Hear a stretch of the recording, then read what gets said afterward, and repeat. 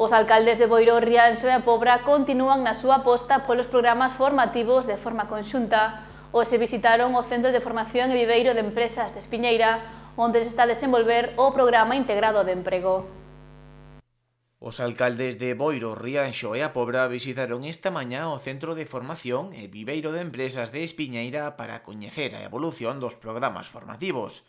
Unha das propostas desenvoltas no lugar é o Programa Integrado de Emprego, un curso destinado a 100 persoas da comarca e que durante 12 meses reciben formación acorde aos sectores produtivos da zona.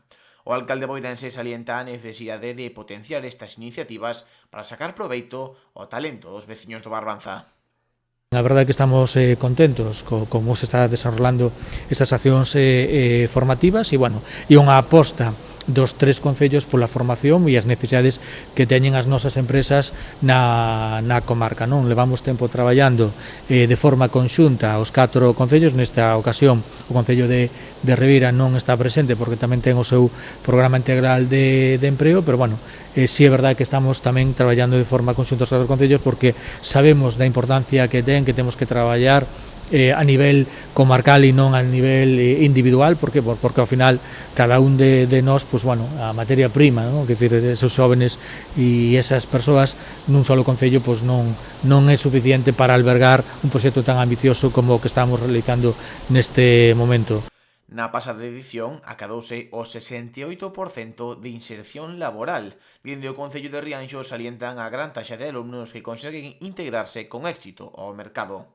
Está demostrando, non? Tanto os datos están demostrando que é un acerto facelo desta maneira na que a vimos facendo dende este ano e o ano anterior os tres concellos de maneira conxunta, non?